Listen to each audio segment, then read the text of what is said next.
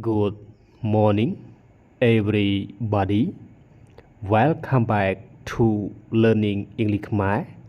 Today we are learning English about how to use arrive in and arrive at. បាទអរុនសួស្តីកូនទាំងអស់គ្នាសូមស្វាគមន៍មកកាន់ថ្នាក់ភាសាអង់គ្លេសខ្មែរថ្ងៃនេះយើងរៀនជាមួយគ្នាអំពីពាក្យ arrive in ហើយនឹងពាក្យ arrive at ប៉ុន្តែមុនចូលដល់នៃការសិក្សាមេរៀននេះសូមជួយចុចពាក្យជាវឬពាក្យ subscribe ដល់ Channel YouTube របស់លោកគ្រូម្នាក់មួយផងOkay everyone យើងរៀនអំពី arrive in ហើយនឹង arrive at arrive in arrive in គេ arrive in ប្រែថាមកដល់អញ្ចឹង arrive in យើងប្រើយ៉ាងម៉េចយើងប្រើដូចជាមកដល់ទីក្រុង town ឬក៏ city country ប្រទេស at the end of our journey ជាង arrive in នេះយើងប្រើមកដល់ទីក្រុងមកដល់ប្រទេសហើយដំណើររបស់យើងគឺបញ្ចប់ត្រឹមហ្នឹងអត់មានបន្តទៅណាទៀតទេណាមកដល់ប្រទេសណាមួយឬទីក្រុងណាមួយត្រូវចប់ដំណើររបស់យើងមិនបន្តទៅប្រទេសណាទៀតមិនបន្តទៅកន្លែងណាទៀតទេហ្នឹងក៏ឈ្មោះថា arrive in I arrived in Paris city 3 hours ago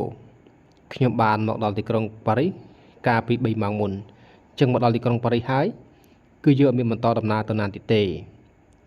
We will arrive in Cambodia 10 hours later ពួកយើងនឹងទៅដល់ប្រទេសកម្ពុជានៅ3ម៉ោងទៀតនៅ10ម៉ោងក្រោយទៀតអូខេឥឡូវយើងមើល arrive at ម្ដង arrive at ក៏ប្រែថាមកដល់ដែរអញ្ចឹង arrive at ដូចជា station មកដល់ស្ថានីយ៍រថភ្លើង airport ចំណតយន្តហោះ hospital មកដល់មន្ទីរពេទ្យ bank មកដល់ធនាគារ hotel មកដល់សណ្ឋាគារ office មកដល់ការិយាល័យ school មកដល់សាលារៀនគេ which are not the end of our journey ការមកដល់ស្ថានីយ៍រថភ្លើងមកដល់ចំណតយន្តហោះមន្ទីរពេទ្យធនាគារសណ្ឋាគារការិយាល័យសាលារៀនហ្នឹងដំណើររបស់យើងមិនទាន់ចប់ទេគឺយើងនៅបន្តដំណើរទៅមុខទៀតOkay everyone ឥឡូវយើងមើលឧទាហរណ៍ទាំងអស់គ្នាអំពីពាក្យថា arrive at គេ arrive at I arrive at station at 7:30 am ប្រែថាខ្ញុំបានមកដល់ស្ថានីយ៍រថភ្លើង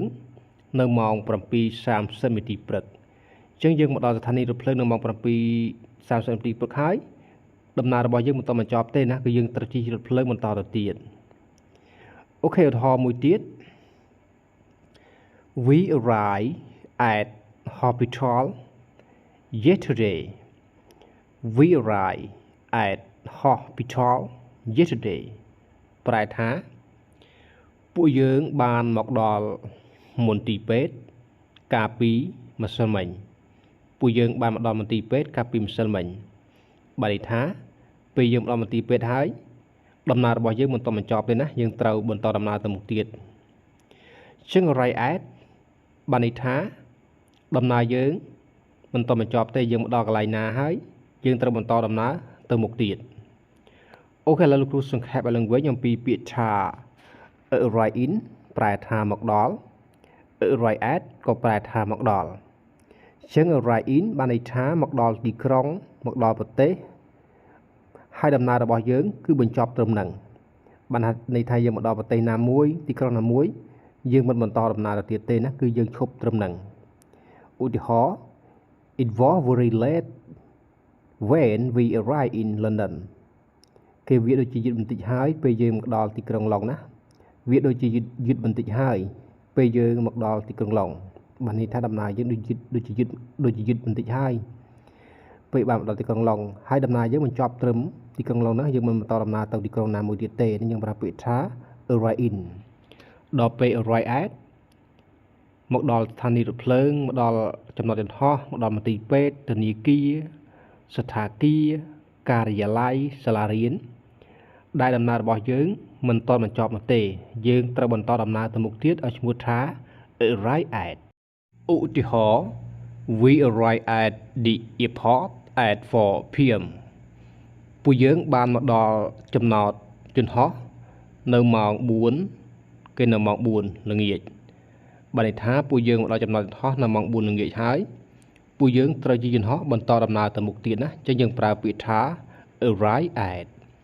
អូខេអញ្ចឹងវីដេអូគ្រូអំពី arrive in និង arrive at គ្រូសូមបញ្ចប់ត្រឹមតែប៉ុណ្ណេះ